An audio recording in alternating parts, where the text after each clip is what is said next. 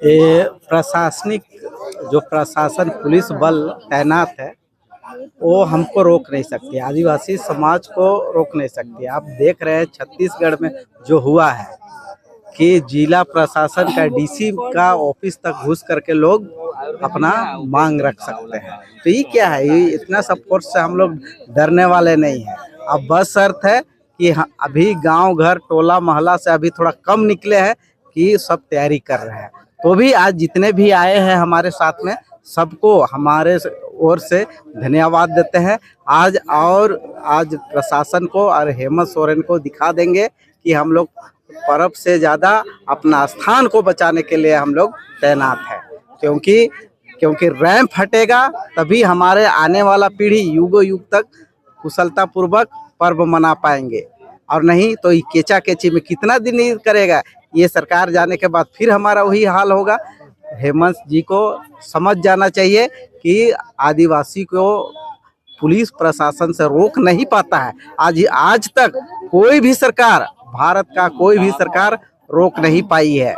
इसलिए माननीय हेमंत सोरेन जी, आप आदिवासी का बेटा हैं, शिबू सोरेन का बेटा है, तो इसको संज्ञान लीजिए और एक रात इसको हटाने का प्रयास कीजिए।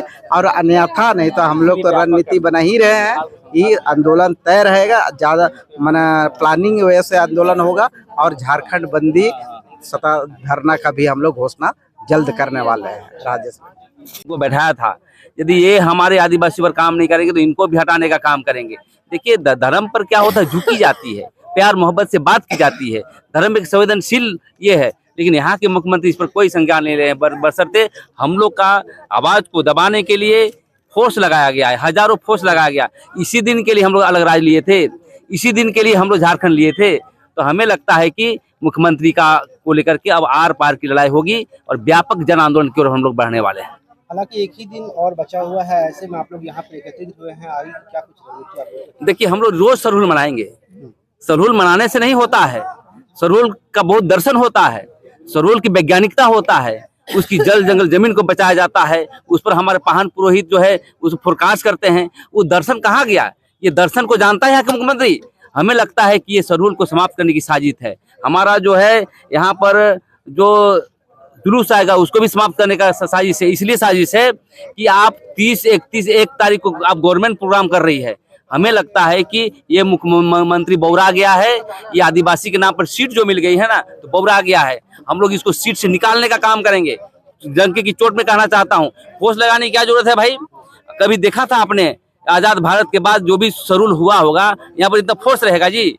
तो हम यही कहना चाहते हैं कि इस पर संज्ञान ले यहाँ के मुख्यमंत्री, नहीं तो सीट पर हटाने का हम लोग काम करेंगे। ये हम लोग आर पार की लड़ाई की ओर बढ़ रहे हैं। पुलिस दे, फोर्स दे, जो भी दे, लेकिन ये लड़ाई अब आगे बढ़ेगा।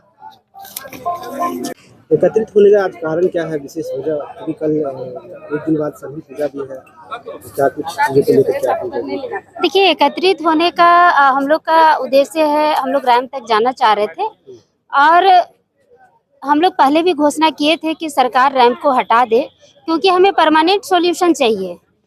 आप सिर्फ सरहुल के लिए थोड़ा सा जगह सिर्फ आप रैंप हटा रहे हैं और जगह को चौड़ा कर रहे हैं, लेकिन अगले साल फिर आदिवासी समाज क्या करेगी? तो हम लोग को परमानेंट सॉल्यूशन चाहिए। इसीलिए आज समाज चूँकि 3-4 लेबर लगा के सरकार हटा रही थी, तो इसीलिए समाज ने तय किया कि सरकार के पास हो सकता है कि लेबर की कमी है, तो हम लोग आर्थिक अपना जो श्रम सहयोग करने के लिए आज हम लोग निकले थे। लेकिन चूँकि हमको लगता है प्रशासन को गलत मैसेज चला गया था, इसीलिए प्रशासन वहाँ पर बैरिकेडिंग लगा के हम लोग को रोकने का प्रयास कर रही है। और हम लोग सरकार से यही मांग कर रहे हैं कि हम लोग को रैंप तोड़ने का जरूरत नहीं है, आप ही तोड़ दीजिए। लेकिन यहाँ पर लगातार हम लोग देख रहे हैं कि आदिवासी समाज को हमेशा अनदेखा किया जा रहा है, उनकी मांगों को अनदेखा किया जा रहा है। तो बता देना चाहते हैं कि आदिवासी समाज आक्रोशित है और सरहुल शोभा यात्रा के दिन अगर मुख्यमंत्री आते हैं सरना स्थल तो जबरदस्त विरोध होगा। और लोगों ने ये भी तय किया है कि सरना स्थल में किसी भी हालत में मुख्यमंत्री को पूजा करने के लिए घुसने नहीं दिया जाएगा। आप एक तरफ इफ्तार पार्टी करते हैं, मुसलमानों को अपने पक्ष में करते हैं, दूसरी तरफ आप चले जाते हैं दुर्गा पूजा समिति में, उधर आप कर लेते हैं, आप पारसनाथ पहाड़ को दे देते हैं जैनियों को। लेकिन जब आदिवासी संस्कृति की बात आती है, आदिवासी हक और अस्मिता की बात आती है तो आप अनदेखा करते हैं। तो इसे आदिवासी समाज कतई बर्दाश्त नहीं करेगा और ये लड़ाई लगातार सरहुल के बाद भी चलेगी। सरकार को जितना दम लगाना है लगा ले। चलता है और जो हमारा सरहुल है देखिए मुख्यमंत्री को भी ये जो है बहुत ही ये बड़ी विडंबना है आज हमारे आदिवासी समाज के लिए।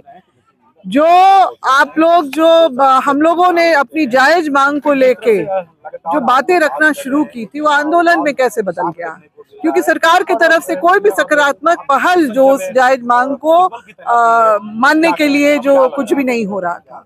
हम बार बार इनको याद दिलाते रहे कि 1 अप्रैल को जो है हमारा सरहुल का जो पर्व है, हम आदिवासियों के यहाँ 2 ही मेन पर्व हैं, जो हमारे जो उराव मुंडा हो में सरहुल है और संथालियों में बाहा है और इस तरह का बा पर्व भी जो होता है और एक करम पूजा है।